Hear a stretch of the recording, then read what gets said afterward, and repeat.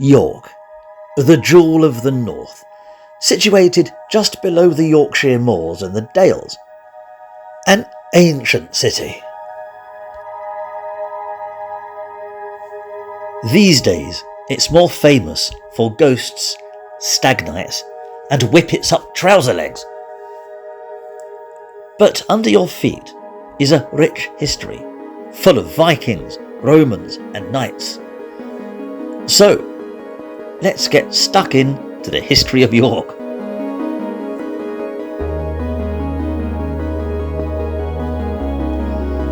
So far, we've seen the city of York transform from its humble beginnings as a Roman fort known as Eboracum, to the ruins of Caer-y-Brok, to a thriving city called Jorvik, with not only an international trade route, but it's a centre of Christianity in the north, rivaling Canterbury.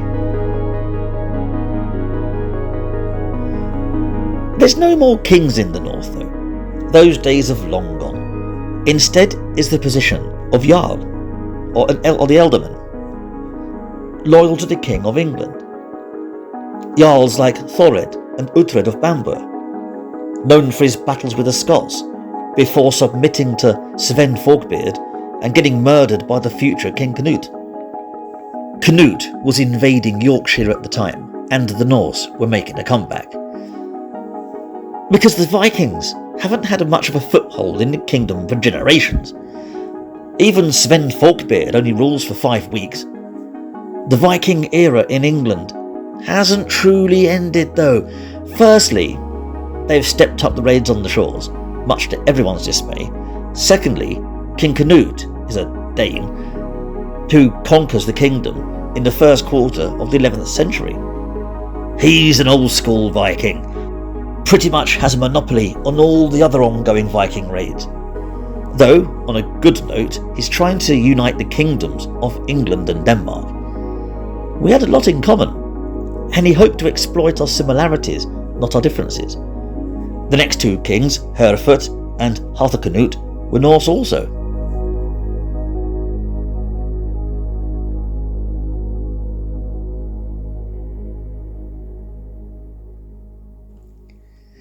There's trouble in York around the mid-11th century when the Jarl of Northumbria, Tostig, has fallen out with his brother Harold Godwinson. He's then ousted by Saxon revolt led by Edwin and Morcar.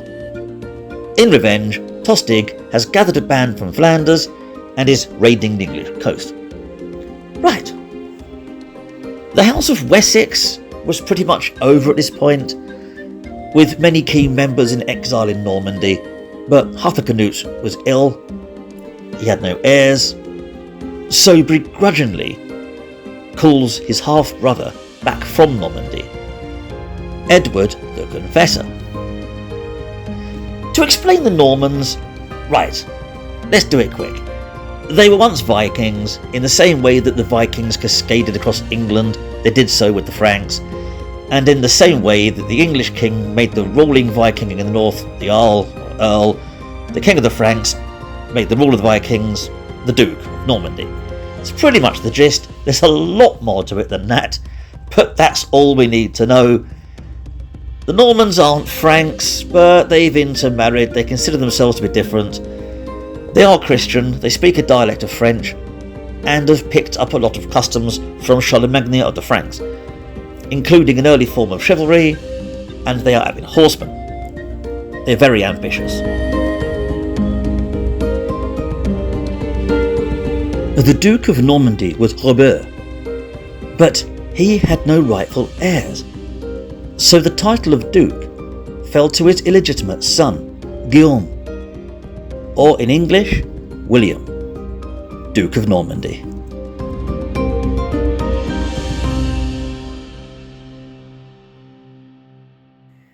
Problems arise when the King of England, Edward the Confessor, dies in 1066 without naming an heir to the throne. But before I call him a pillock, we've got to understand that he basically ends up in a coma, he gets ill, so he has no option but to not name the heir to the throne. Right. There are three contenders to this throne. Harold Godwinson, who's immediately crowned himself, William, Duke of Normandy, who has convinced the Pope that Harold swore the crown to him, and Harald Hardrada, the King of Norway, who is calling upon an agreement with Harthacnut that he should be the King of England. 3 kings and 1 crown. Armies are gathered, ships are ready to sail.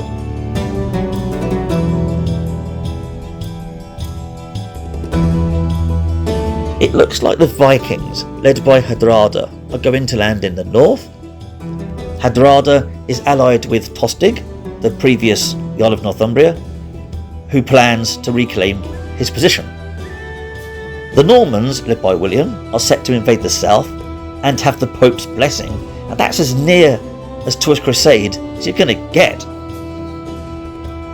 Harold Godwinson decides to tackle the Normans first. They are closer. Their invasion is imminent, and then the bigger fish. Besides, he had a 5,000 strong force already in the north, led by Edwin and Morcar. He's got this in the bag. Bugger is, the Vikings are a different stock. They are no stranger to the seas, and in the north, Hardrada lands with a huge fleet of 10,000 men, teaming up with Tostig and heading straight for York, meeting Edwin and Morcar at the Battle of Fulford, south of York. Here, after a bloody battle, Edwin and Morcar were driven from the field, and Jorvik belonged to Hardrada. Though apparently there was no looting, as Tostig wanted his city intact. But Harold Godwinson had raced up north with his army, confident the Normans wouldn't invade yet. So no sooner had Hardrada won York, Godwinson was in nearby Tadcaster, probably enjoying a nice pint of John Smith's. The Vikings were taken completely by surprise and head to nearby Stamford Bridge. They only carry light armour and are low on supplies. Here, Godwinson passed through York, taking the city and moving on to meet Hardrada at the bridge. Here, the two sides clashed. The Vikings were heavily outnumbered.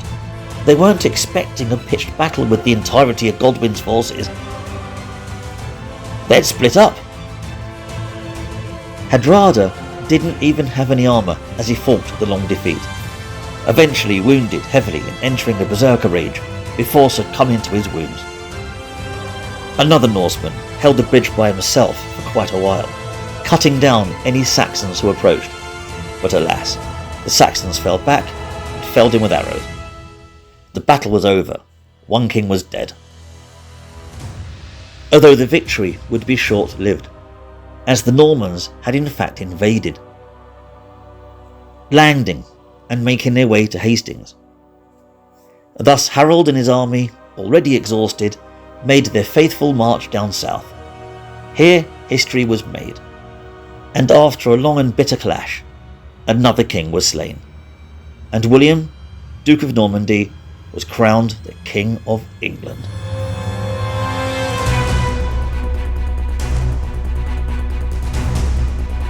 It is not known exactly how Harold died either.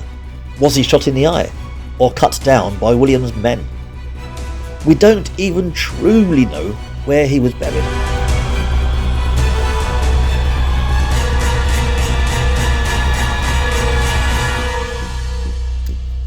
As for the rebellious Tostig, he's slain at Stamford Bridge, and his body is taken to the cathedral at York. Remember, this is not yet the Minster we know today. We'll get into that later. As for York, it's pretty much the old Viking city we've explored in the previous video, and the Roman walls seem to have been rebuilt by the Danes. As for the towers, the Danes seem to have demolished the old Roman towers and built other defences, none of which have survived. The only Roman tower left is the multi-angular tower, which stands to this day. Now, remember the two brothers we came across earlier, Edwin and Morcar? Well, Morcar takes back the mantle of Earl of Northumbria. He has his own ambitions. Also, remember Canute, the Dane? All those years ago, he exiled the House of Wessex, and they have been living in parts of Europe ever since. One of these descendants is Edgar Atheling, a teenager, and he's being pushed to take the throne of England. After all, he's descended from kings. Yes, he's born in Hungary, but he's still a Saxon of the Wessex line. He'll have to do. The plan was to crown Edgar. It doesn't go as planned, and the rebellion peters out with no violence. A problem then arises for Morcar, as Copsey, a nobleman who fought alongside Tostig and Hardrada, bends the knee to William, the new king. In return, he was given the earldom of Northumbria. Unfortunately, he's then killed by Oswulf of Bamborough, and beheaded while at a feast, but Oswald doesn't live long either, killed in the same year. So post-invasion, there's a lot of chaos going on in the north. And already we can see why William prefers to install Normans as his magnates.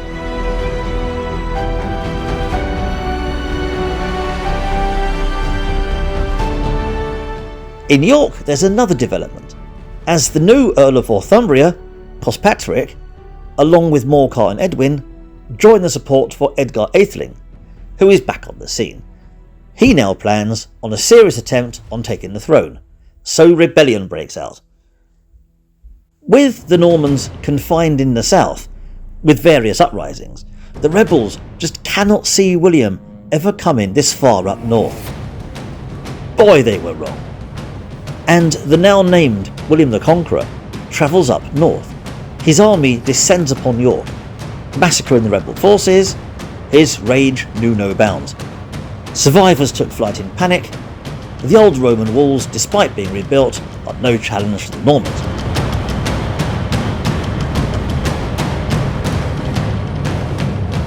William erects a new wooden fort, a Motte Bailey, in the city itself. One in a string of castles, allowing William to keep things under control. This castle will one day be called Clifford's Tower, but it's currently just a wooden affair. With the rebellion put down, he places one of his own men, a loyal Norman, as Earl of Northumbria. This is Robert de Comyn, and he puts William Mallet in charge of the castle of York.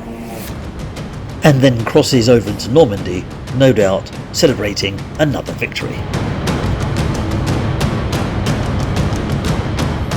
Only the rebellion in the north is far from over, and Cospatrick gathers a ragtag of factions who oppose William. Danes, Saxons, Scots, anyone. Edgar Atheling will sit on the throne. A huge army, which seems to be made up mainly of Vikings, strikes at Robert de Comyn in Durham, killing him.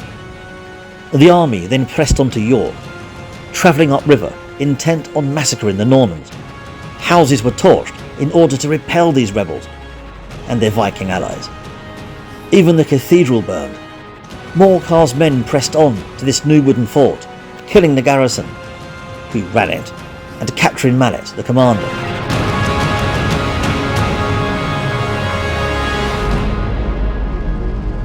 William was far from pleased. If there was a contest of Happy Bunny of the Year, he'd come last. Gathering as much might as possible, leaving his wife, Queen Matilda, as regent in Normandy, the king crosses over into England. Then he heads straight up north in order to commit an event that would forever stain his reputation with the Northerners, arguably until this day. He put the North to ruin. The rebels had no stomach to fight, so scattered, going to ground, hiding, the Pretender fleeing to Scotland. But the king isn't here for a pitched battle.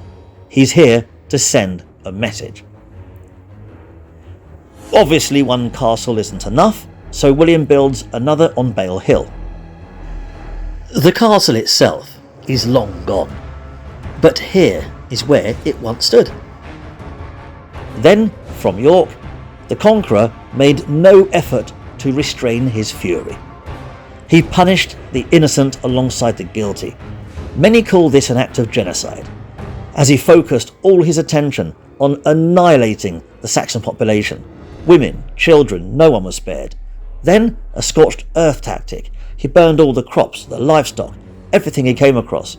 North of the Humber was nothing but ash. Of all the survivors, 100,000 would then fall to starvation. His victory was total. Okay, this is according to Orderic Vitalis, a chronicler close to the time. It sounds worse than War of the Worlds. In his writing, you can imagine 100-foot-tall tripods wading across the Yorkshire moors. He even claims that God will never forgive William and will get his revenge. So you can probably take Vitalis with a pinch of salt. But Vitalis isn't the only one who reports things like this. There are several other sources that corroborate this claim of total annihilation. And the Doomsday Book claims that about 60% of the north was laying in ruin, and most of the surviving areas showed the scars of this brutality, including York. These were not good times, no matter what sources you read. Very brutal indeed.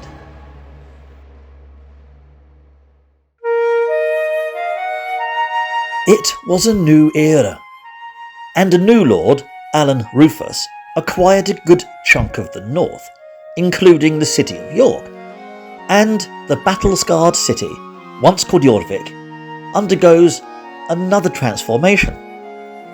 Burned wooden buildings would be rebuilt, and over time would evolve into the buildings we'd recognise today.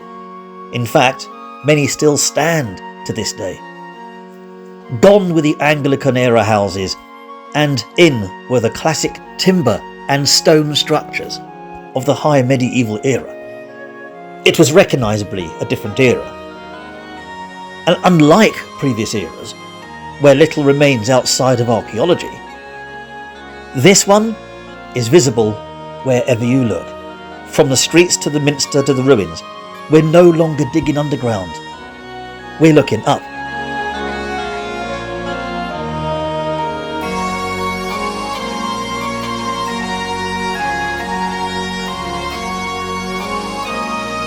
Streets would evolve, like the shambles.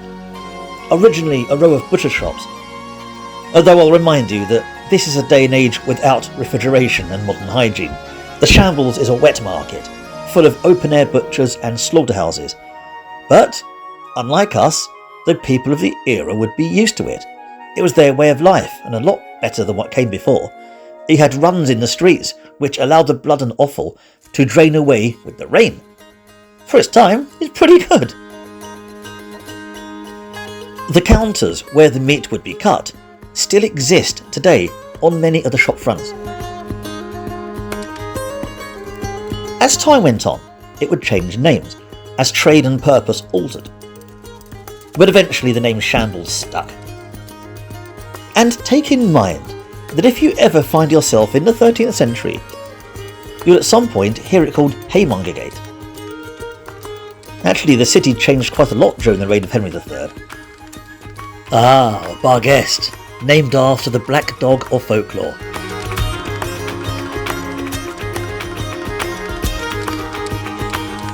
Yeah, ignore Dobby.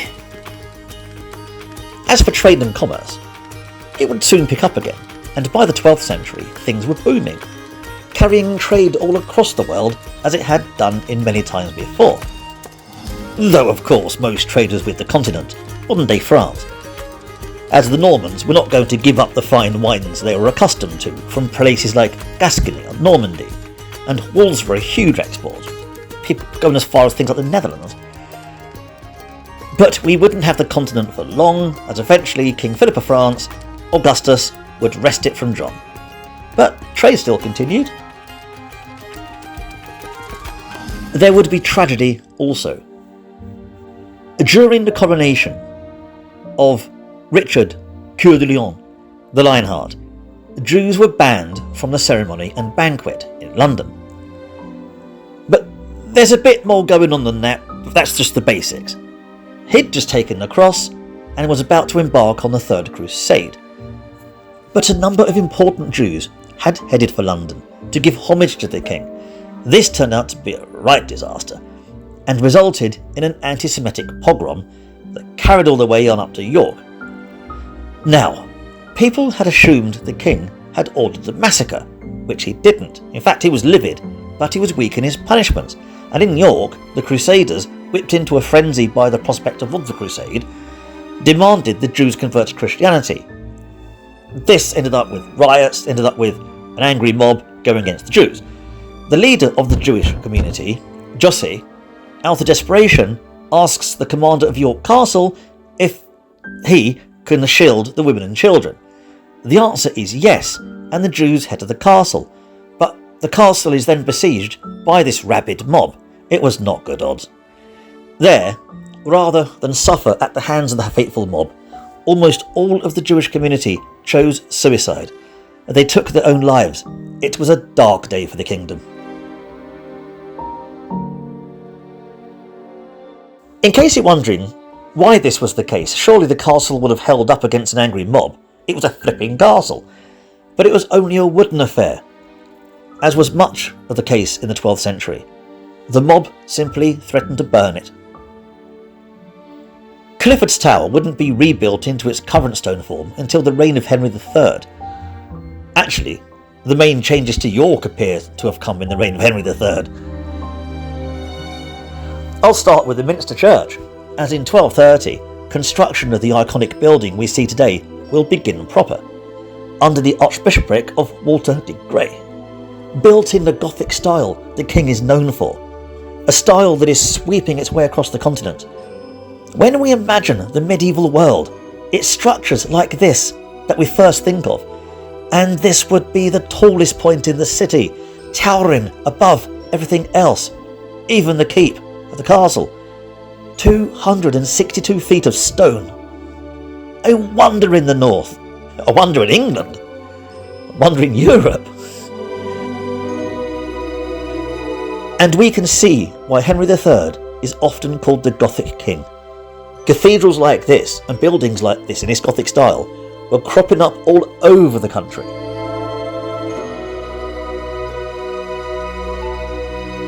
What about Clifford's Tower? Well, during a windy Christmas, a storm severely damaged the aged wooden keep. Henry loved this castle, as did his father. And in 1244, when aggression from Scotland loomed on the horizon, a new keep, one of stone, was built on the grounds of the old Norman one. Henry had already moved his residence to the Bailey around this time, but once this new tower was built, he would stay here quite frequently. He even had his own chapel in the tower. And back in the days of Harry III, the castle even had a curtain wall with towers. Alas, these days, the entirety has been demolished, replaced with a neoclassical building.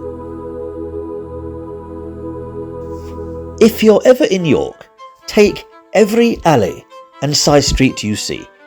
You'll never be disappointed. There are so many little gems, from pubs to old medieval buildings, like this one, the Norman House. It's a late 12th century affair, not far from Stonegate. In its heyday, it would have been a 2-storey building. Only its exterior would have been made out of stone, the rest would have been timber. The undercroft had 3 pillars which supported the first floor.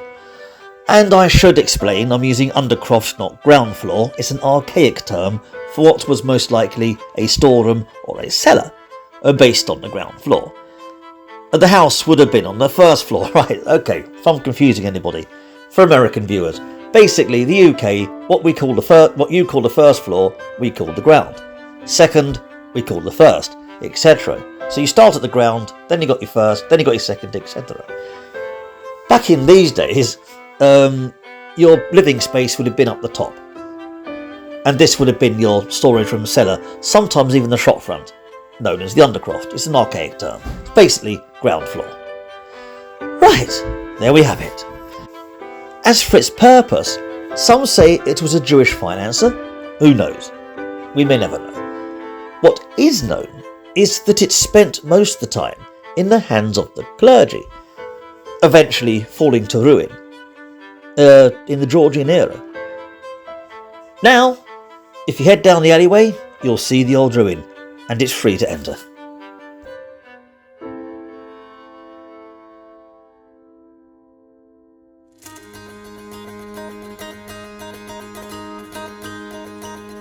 So far, if a modern-day northerner would walk around 13th century York, once they'd gotten over the initial culture shock, they would find many places recognisable.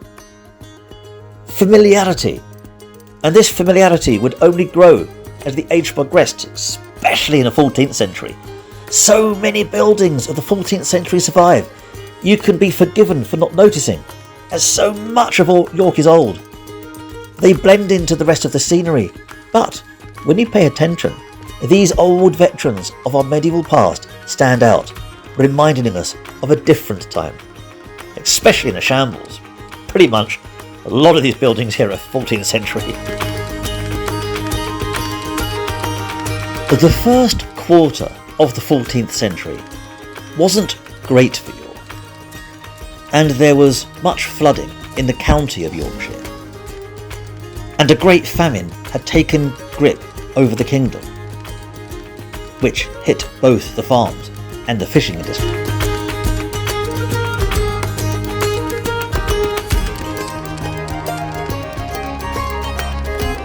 And in case you're wondering how York fared following the War of Scottish Independence in the first quarter of the 14th century, York being closer than you think to Scotland, well, prior it's pretty much just King Edward, Longshanks, stopping here and there on his way to slap the Scots.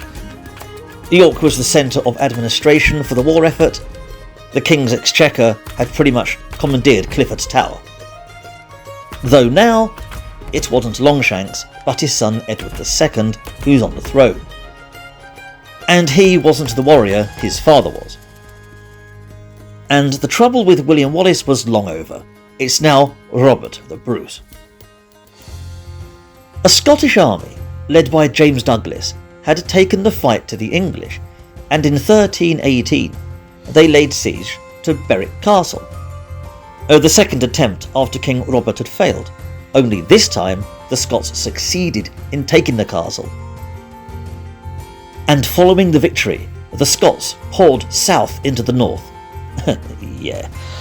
Well, Northumberland, you know what I mean. Yeah, and then on into Yorkshire. North Yorkshire, to be precise. The army of Douglas began raiding the county, pretty much acting like Vikings of old, setting fire to villages, looting churches, and being general pillars. They needed to be stopped. In retaliation, King Edward II marches his army north towards Berwick, leaving his wife Isabella at York, where she kept court. James Douglas sees this opportunity to kidnap the Queen and races across Yorkshire with an army. With the King's army gone and the city practically defenceless, the Archbishop of York, William Melton, sets out to put an end to this awful plan. But his army, made heavily of clergymen and town guard, is crushed at Myton. Isabella escaped by a gnat's whisker and flees to Nottingham. Thankfully, the Scots were not here to take York, only the Queen, and with the Queen safe, Douglas withdrew away from Yorkshire, taking his fight elsewhere. Though Robert the Bruce himself would raid Yorkshire a few years later in 1322, but again avoiding a direct attack on York. These raids ended with a truce between the kings of England and Scotland.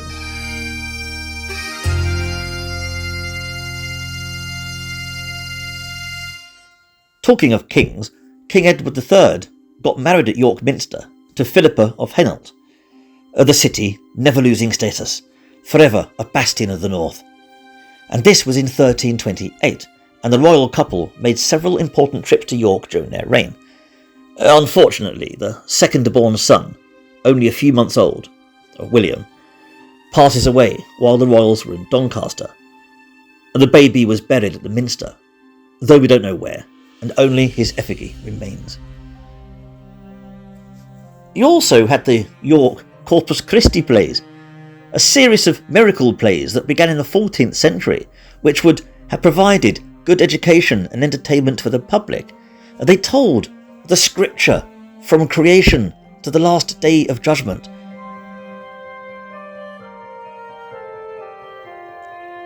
Individual guilds would have a part to play as the days rolled on, about 40 odd of them. From shipwrights building the ark to carpenters portraying the resurrection. These were pretty popular for the time.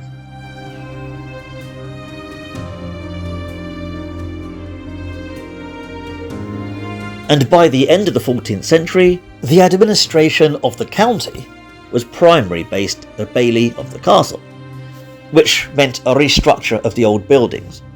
And remember, there are no listed buildings at York at this time, so people just knocked down and built what they liked. Hence much history is lost. When I say there's no listed buildings, I mean no laws of listed buildings. The buildings themselves were certainly around.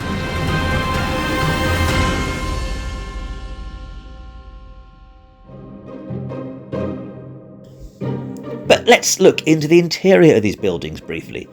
In this case, the residence of the prior of the nearby Nostell Priory, Thomas de Derriford, these days known as Barley Hall.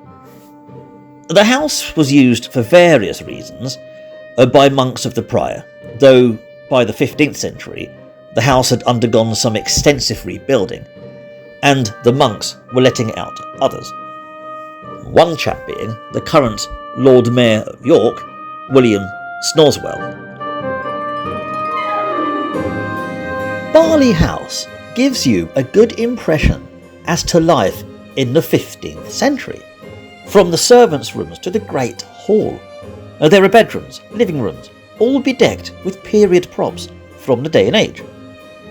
As a reenactor, I can recognise many of these items here on display, but in the setting of a wealthy household rather than a battlefield tent. The people who put this together put their salt into this to give us a glimpse into the lives of those that lived here. You'll get an idea of the food they ate, games they played, beds they slept in.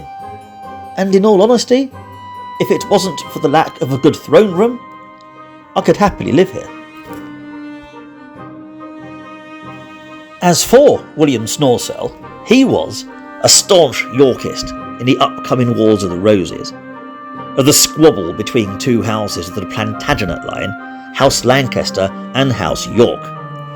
As due to problems with the monarchy, civil war had erupted again. Henry VI was too ill, mentally, to rule as king. This is the era of Earl Warwick the Kingmaker. Chaos broke out when Richard, Duke of York, no, not that one, decided that taking the throne would be a good idea, in 1455. And that's pretty much the gist. And York, no surprise to anyone, supported the House of York. Makes sense, really. Henry VI is deposed by his Yorkish rivals, but unfortunately the Duke of York is killed, and his son, the new King Edward IV, is on the throne. So far so good, but around 10 years later, Edward is deposed and Henry VI is now mentally better and back on the throne. What a pickle. And the fallen Edward IV is residing in York, licking his wounds. And before launching a new offensive, right. Eventually he retakes the throne, this is Edward IV, at the Battle of Tewkesbury, and slings old Henry VI in the Tower of London, where he will perish. And the House of Lancaster is pretty much done by now.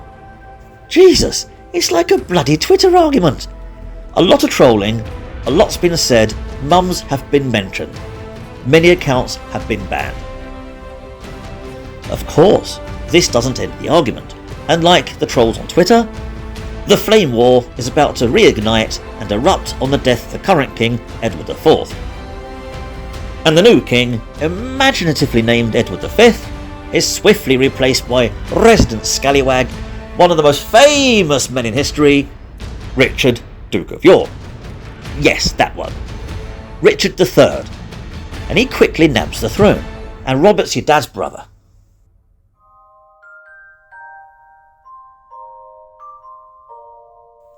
Enter another Twitter troll.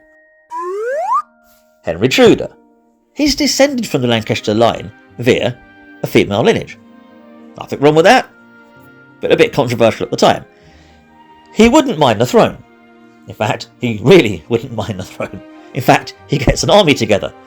He considers Richard a tyke, and following the Battle of Bosworth Field, he pinches the throne for himself. This ends the War of the Roses. It also lets us arrive at an important part in history, as it's arguable that Henry Tudor, the Henry VII, is the last true medieval king. New customs and fashions are sweeping out of Italy and taking over France, Germany, everywhere, now England. This is the Renaissance.